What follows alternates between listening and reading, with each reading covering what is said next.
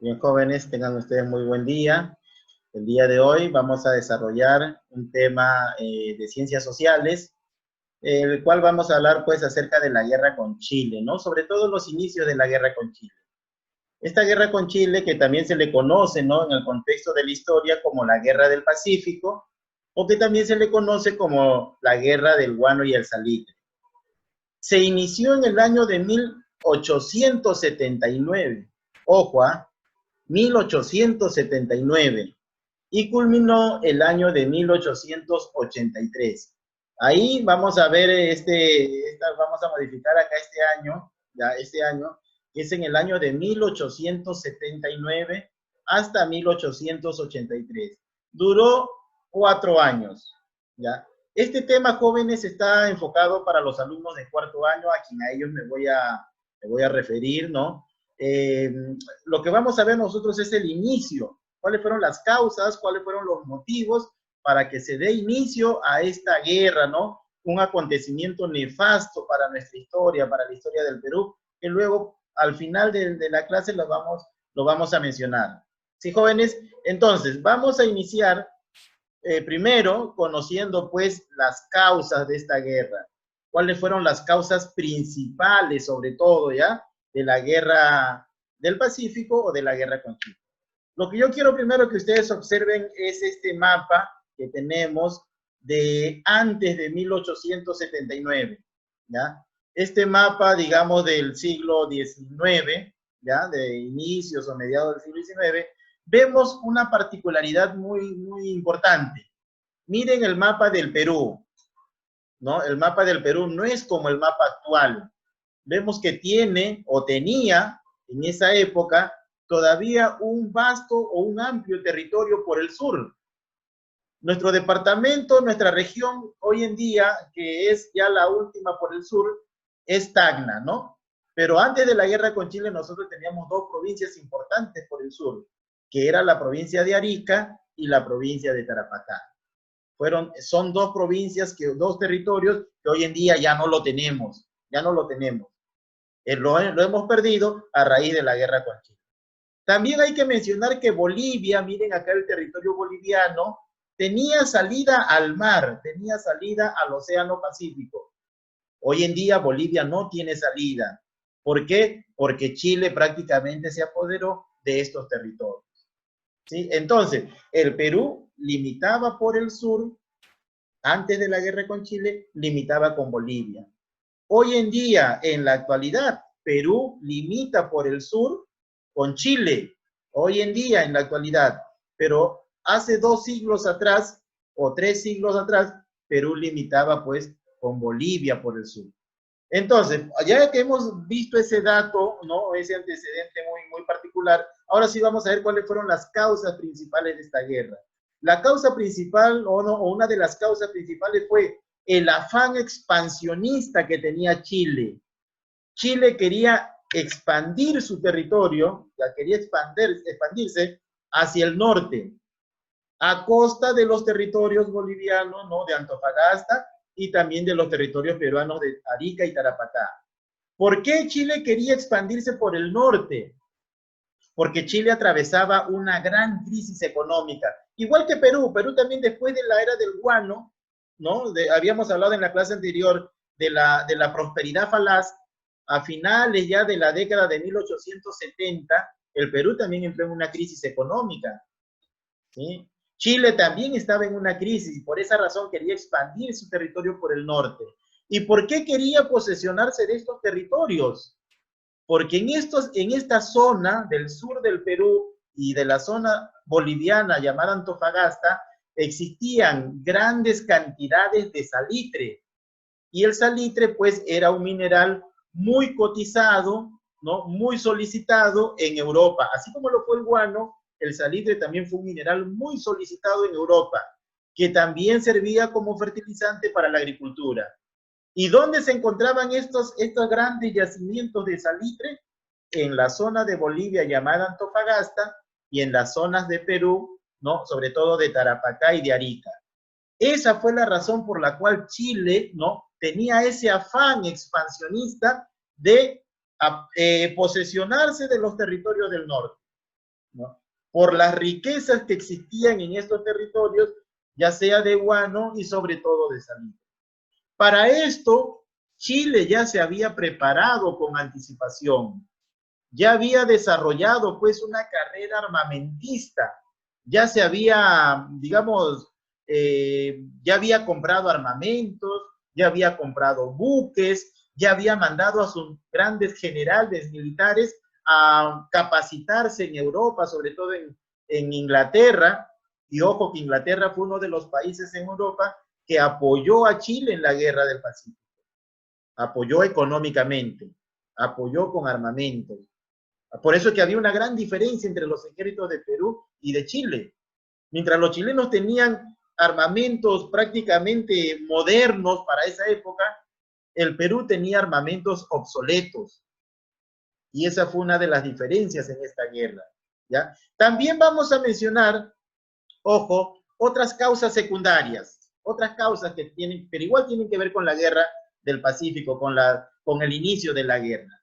Una de las causas secundarias fue que en el año de 1873, Perú y Bolivia habían firmado un tratado de alianza defensiva.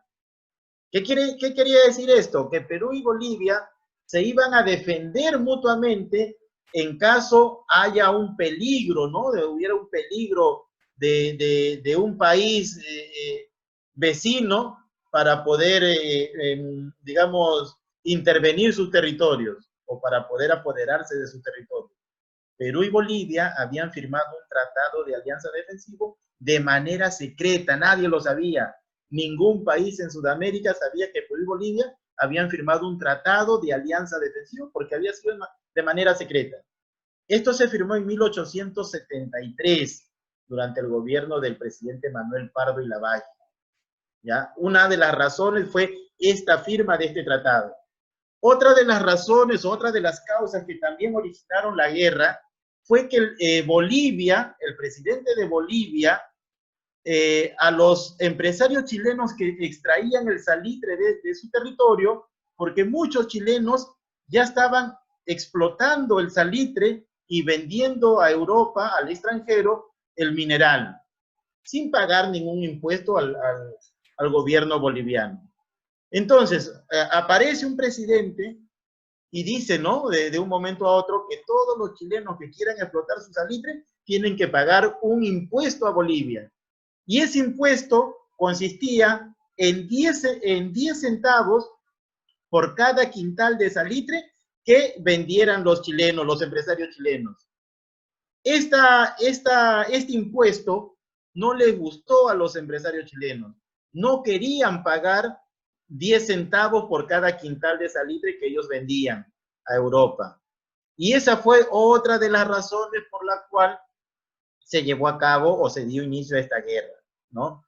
Cuando los chilenos se niegan a pagar, ojo, se niegan a pagar este impuesto, el presidente boliviano, a través de su ejército, retira a todas las empresas chilenas que estaban explotando el salitre de su territorio, los expulsa, los bota. Ante esto, Chile envía sus tropas a este territorio boliviano y se posesiona, ¿no? de Antofagasta.